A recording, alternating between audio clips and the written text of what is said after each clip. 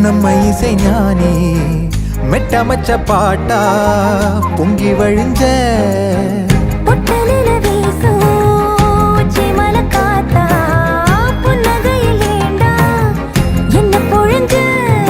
சாராயம் இல்லாம சாஞ்சேண்டி கண்ணால